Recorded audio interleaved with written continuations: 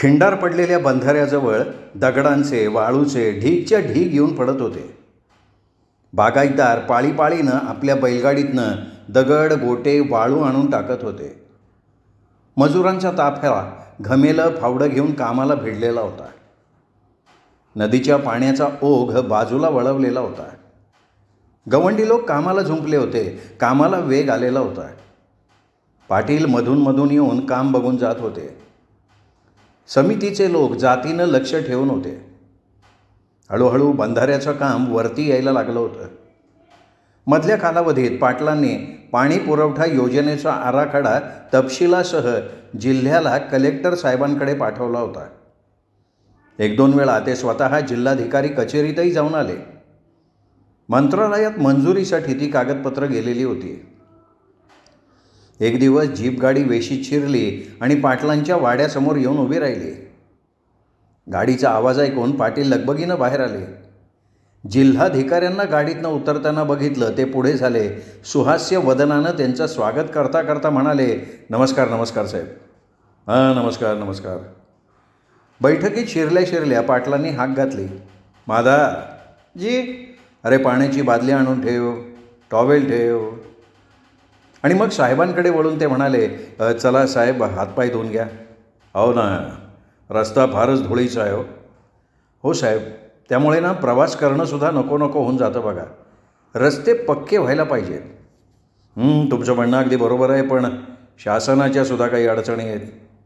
खूप करावं असं वाटतं आहे, पण पैसा कमी पडतो आहे. सुधारणा हळूहळू मुंगीच्या पावलांनी होतात. खरं आहे ते. आत बघून त्यांनी पुन्हा हाक घातली.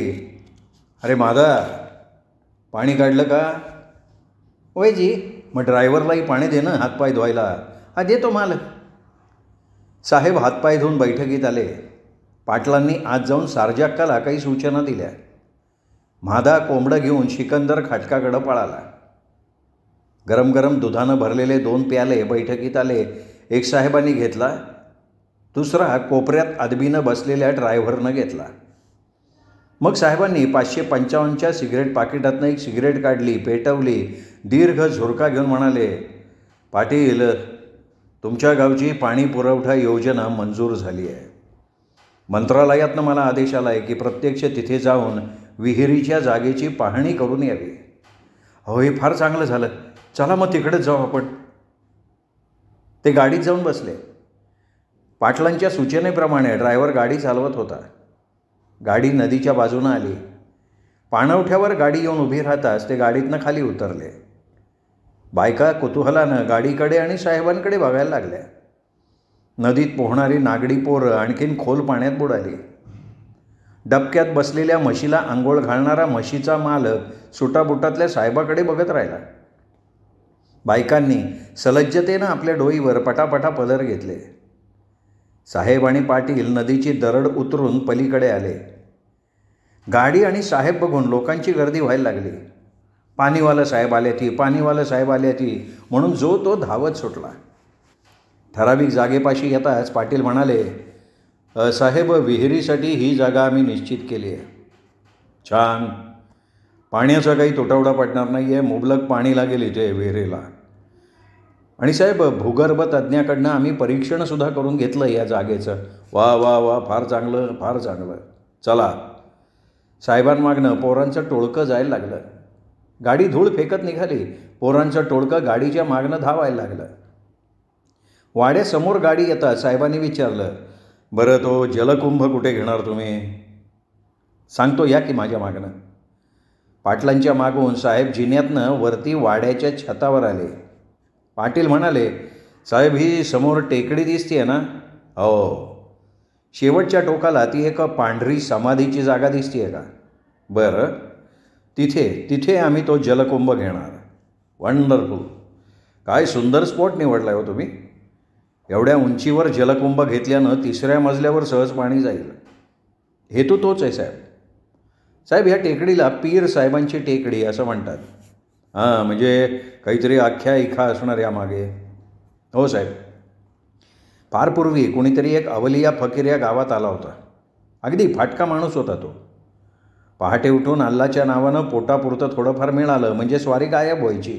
पुन्हा दुसऱ्या दिवशी पहाटे हजर. पुढे पुढे लोकांना त्याचा असा अनुभव यायला लागला की केवळ त्याच्या हाताच्या स्पर्शानं रोगी बरा व्हायचा, हिवताप पळायचा. दुर्धर आजार केवळ हाताच्या स्पर्शाने बरे केले त्याने. तो अवलिया फकीर लोकांना प्रत्यक्षात देवदूत भासायचा. डोळ्यात जगातली माया साकारलेली दिसायची, त्याच्या मूर्तिमंत वात्सल्य दिसायचं. एखाद्या निपुत्रिक बाईला त्यांनी सांगितलं, बाई तेरे को लडका होगा, अल्लाह की मेहरबानी है तुझ पर. तर काय चमत्कार, वर्षभरात तिला पुत्रमुख पाहायला मिळायचं. असा हा परोपकारी माणूस आपल्या अंतकाळी इथे टेकडीवर झोपडी बांधून राहत होता. पहाटे उठून पोटापुरतं मिळवायचा आणि मग दिवसभर अल्लाचं स्मरण करत राहायचा. शेवटी त्या महामानवाने या टेकडीवर समाधी घेतली आणि तेव्हापासनं लोक या टेकडीला पीर साहेबांची टेकडी असं म्हणून ओळखायला लागले. हो, रिअल इंटरेस्टिंग. साहेब चला खाली, जेवणाची तयारी झाली असेल. नाही नको, मी सरकारी कामावर असलो म्हणजे बाहेर कोणाकडे जेवत वगैरे नाही. कसं आहे, भत्ता मिळतो आम्हा सरकारी नोकरांना. पण साहेब, अद्यापपर्यंत तरी या वाड्याचा पाहुणचार घेतल्याशिवाय कोणी बाहेर पडलेलं नाही आहे. वाड्याचा हा नियम तुम्हाला नाही मोडता येणार. खाली येऊन डोकवता ते म्हणाले, अहो साहेब म्हणतात जायला हवं आहे. अहो असं कसं जाता येईल त्यांना? आम्ही खाऊ घातल्याशिवाय बरं जाऊ देऊ त्यांना? माझ्या नियमांचा भंग होईल तो. 2 घास खाल्ल्याशिवाय कोणीही अजून इथून बाहेर पडलेलं नाही. घरी आलेला पाहुणा तसाच गेला तर मला अन्न जात नाही. साहेब, मी कोणी पाहुणा वगैरे नाही आहे, मी सरकारी कामासाठी आलो इथे. तरीसुद्धा तुम्हाला जाता येणार नाही. मग नाईलाज आहे माझा. किती वेळ आहे अजून? अहो झालं आहे, भाजीला उकळ फुटला की वाढते की. ठीक आहे. बैठकीत येऊन बाजूला पडलेला सकाळचा दैनंदिन पेपर साहेबांनी उचलला.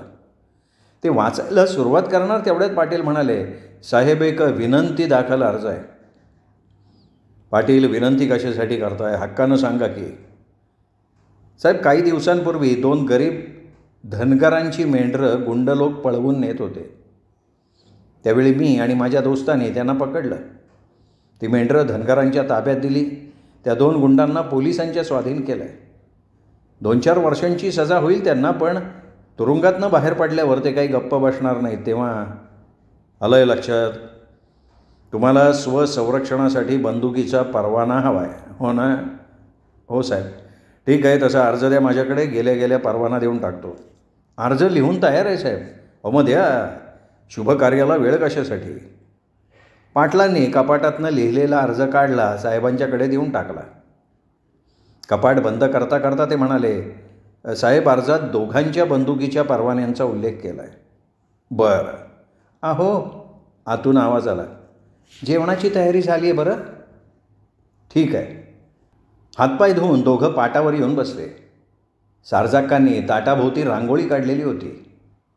ताटात दह्याची वाटी, केशरी भात, कोशिंबीर, साजूक तूप पोळ्यांना माखल्यानं एक विशिष्ट खमंग वास तिथे भरलेला होता.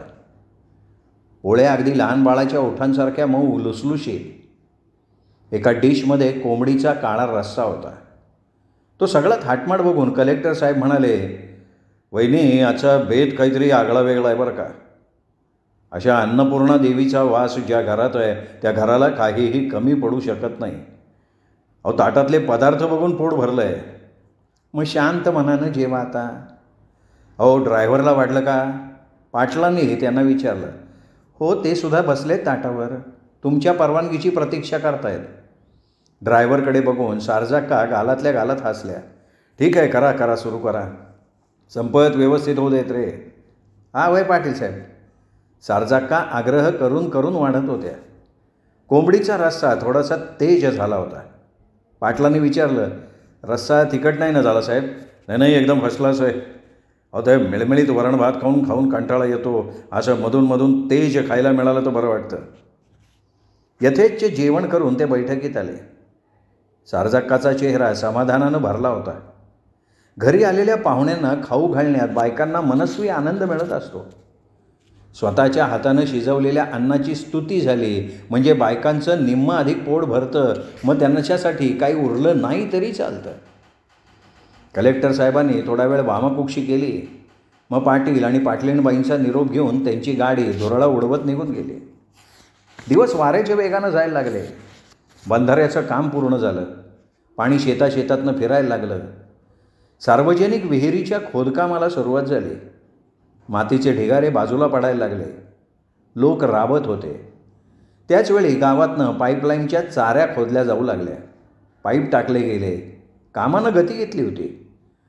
पावसाळा सुरू होण्याअगोदर ही सगळी कामं आटोपायला हवी होती.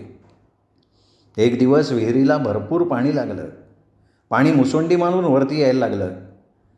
विजेरी मोटारीनं पाणी उपसलं जायला लागलं. एकाच वेळी 2-2 विजेरी मोटारींना ते पाणी आटपेन असं झालं. तेव्हा कुठे काम थांबलं. विहिरीचं बांधकाम पूर्ण झालं. मग जलकुंभाच्या बांधकामाला सुरुवात झाली.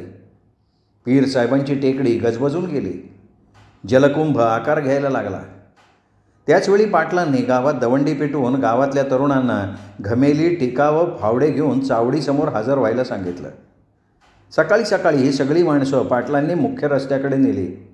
तिथनं एक रस्ता गावाकडे येत होता. हा रस्ता कच्चा असल्यानं पावसाळ्यात रस्त्यावर डबकी साचायची. गुडघा गुडघा चिखल व्हायचा. शेतीमालानं भरलेल्या बैलगाड्या चिखलात फसायच्या.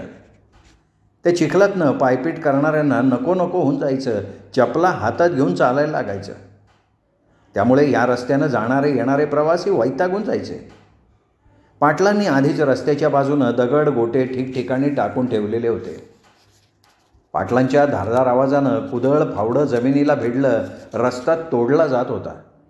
फावड्याने माती बाजूला टाकली जात होती. मागे तरण्याबाण पोरांचा आणि काही कसलेल्या लोकांचा ताफा उभा होता. पाटलांनी एक मोठा दगड उचलला आणि रस्त्यात टाकला. तरुणांना चेव आला. तिरळ्या भैया बाजूला उभा होता. डोळ्यानं तो थोडासा तिरळा होता. बोलताना तो दुसरीकडेच बघतोय असा ऐकणाऱ्याला भास व्हायचा. म्हणून लोक त्याला तिरळा भैया म्हणायचे. जवळ उभ्या असलेल्या गबऱ्याला हातानं ढकलून म्हणाला, बघ रे बघ, भाऊ सावता काम करतेत, नुसतं पुढारी नाही ते. अरे भाऊ म्हणजे लय हुशार माणूस आहे. त्यासनी माहिती आहे ना, आपण एक दगड उचलला तर त्याच वेळी हजारो दगड उचलले जातात. अरे काय काय माणसांची डोसकी आहे ना, लय काम करतात. गणपत त्याच्याजवळ सरकून म्हणाला, काय बी म्हणतो, पण माणूस म्हणजे 100 लमुरी सोनं आहे सोनं. अरे निस्ता देव माणूस.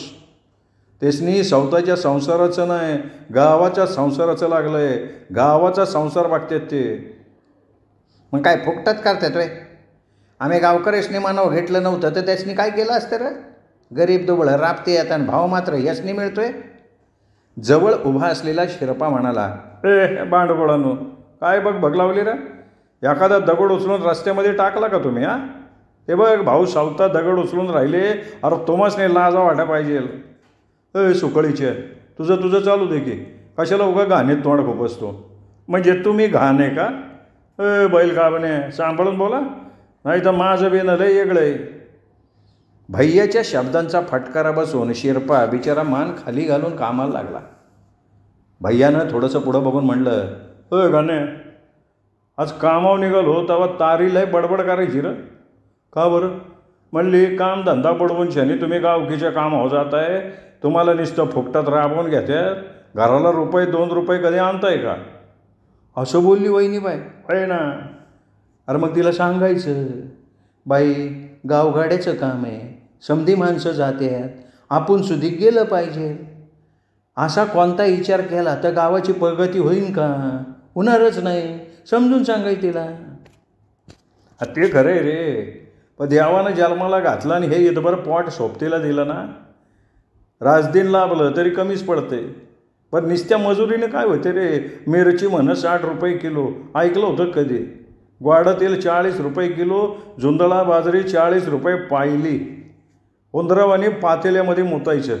काय ते कोरड्याच असत्या, निसत्या लाल लाल पाणी. तुला सांगतो, श्रीमंत माणसांची मजा आहे. मोसंबीच्या बागा असतात. ऊस एकदा लावला का संपलं. गडी माणसं पाणी भरतात असेल. ऊस कारखान्यात गेला की नोटाची झुडगीच्या झुडगी येऊन येतात. पोटाची काय एवढी काळजी नसती रे त्यांना, नाही तर आपलं. देश उगवला का पोटाची काळजी. या लोकांचं तसं नाही ना, म्हणून ह्याचनी फोडर पण सुचते. अरे बाबा, पोटाचा प्रश्न सुटला ना म्हणजे माणसाला आपसूक ह्याच गोष्टी सुचतात. पोटाचा प्रश्न सुटला नाही तर हे काय फोडारपण करतात रे. अरे आपण गरीब दुबळी माणसं आहे म्हणून ह्यांच्या फोडारपणाला महत्त्व आहे. यांनी सबूत फेकायचा, आपण घ्यायचा. हाकला धावून येणारी माणसं असली तर यांचं फोडारपण चालतंय, नाही तर आपल्या माणसाला आपण उचलून धरायला लागतंय. तेव्हा कुठे हे पुढे येतात. बघ, घराला एवढा अधिकारी येतात, तालुक्याचं पुढारी येतात, त्यांची उडबं चहा पाणी करायचं म्हणजे खिशेची गाठ मोकळी करायला लागती. किती कोंबड्यांच्या माना मुरगाळल्या जात्यात त्याचा हिशोब नसतोय. असं वागलं ना तर पुढारी म्हणून मान मिळतोय, तेवढं स्वासावं लागते बाबा. काय बोलतो का तू. अरे दुसरीकडनं बरोबर पैसे काढतात हे लोक. असा कोण आईचा लाल लागून गेला रे आपल्या खिशातनं पायका देतोय. ते बी तुझं खरं आहे म्हणा. तेवढ्यात पाटील तिकडे आल्याचं बघून ते दोघं खाली वाकून दगड गोटे फेकायला लागले. रस्त्यावर दगड गोटे पडत होते, माती पडत होती. झेडपीचा रोलर माती दाबत होता. दिवस बुडाला येईपर्यंत फरलांग 2 फरलांगाचं काम झालं. वरनं मुरुम दाबून रस्ता पक्का होत होता. दुसऱ्या दिवशी पाटलांनी शबरी वस्तीत भिल्ल लोकांची बैठक घेतली. भिल्लांचा पुढारी साकऱ्या नाईक पाटलांच्या शेजारी बसला होता. सारे आदिवासी भिल्ल गोळा झाले होते. बायका गर्दीत उभ्या राहून चोळीच्या गाठी थोड्या सैल करून रडणाऱ्या बाळांच्या तोंडी दुधाच्या पिशव्या ठेवून व्यासपीठाकडे बघत होत्या. काहींची पोरं मोठमोठ्यानं किंचाळत होती. वैतागलेल्या आया जोराचा धपाटा त्यांच्या पाठीत देत होत्या, त्यामुळे ती पोरं मोठमोठ्यानं भोकाड पसरायला लागली. सभेची सगळी तयारी झालेली बघून पाटील उठून उभे राहिले. त्यांनी बोलायला सुरुवात केली. माझ्या आदिवासी बंधू भगिनींनो, तुम्हाला एक विनंती करण्यासाठी मी आलो आहे. सरक्या नाईक उभा राहून पाटलांना आजीजीनं म्हणाला, विनंती कसली करताय भाऊ. अहो आम्ही आदिवासी भिल्ल म्हणजे तुमच्या आसऱ्यानं वाढणारी माणसं आम्ही. अहो तुम्ही सांगा ते आम्ही करतोय की. तर बंधूंनो भगिनींनो, तुम्ही इथे या झोपडीत राहताय. झोपडीतलं जीवन काही एवढं सुरक्षित नसतं. झोपडीला आग लागली म्हणजे आयुष्याची कमाई जळून खाक होते. काही वेळा रस्त्यावर यावं लागतं. तेव्हा इथे तुमच्यासाठी पक्की घरं बांधून द्यावीत असं मला वाटतंय. लय मोठं उपकार होती ना मालक. उन्हाळ्यामध्ये माझ्या झोपडीजवळ जळाली ना ती. अख्खा संसार जळाला बघा. बायको पोरं रस्त्यावर आलती. तुम्ही देवावानी सांगताय, देवावानी धावून आलाय मायबाप. पोलाद सिंग पोट तिडकीनं म्हणाला. चक्र्या नाईक, सगळ्यांची तयारी आहे ना. वय भाऊ, हे काय विचारणं झालं आहे. भुक्या माणसाला खातो का म्हणलं तो खाणारच ना. छान. हे बघा, मी आदिवासी घरकुल योजनेचा तपशील कलेक्टर साहेबांच्याकडे मांडतोय. या योजनेसाठी शासनाकडनं मंजुरी आणतोय. पण काय भाऊ. चक्र्या नाईकानं काळजीच्या स्वरात विचारलं. तुम्हाला अंग मेहनतीची कामं करावी लागतील. तुम्ही श्रमदान केलं तर तेवढाच पैसा वाचेल. करू की. तुम्ही एवढं केल्यावर अंग झाडायला आमासने काय वाटणारच नाही. ठीक आहे, मग हे पक्क समजू मी. बरं, येतो मी. दुसऱ्या दिवशी पाटलांना आणि नामदेवाला धनगराच्या मेंढी चोर प्रकरणात साक्षी पुराव्यासाठी तालुक्याला जायचं होतं. आजपर्यंत 3 वेळा जाणं झालं होतं. आजची तारीख शेवटची. कोर्टातलं काम संपल्या त्यांनी जिल्ह्याच्या ठिकाणी जायचं ठरवलं होतं. कोर्टातलं काम संपलं. तालुका मॅजिस्ट्रेटनं गुन्हेगारांना दुसऱ्यांची मालमत्ता हडप करण्याच्या गुन्ह्याखाली 3 वर्षाची सक्त मजुरीची शिक्षा दिली.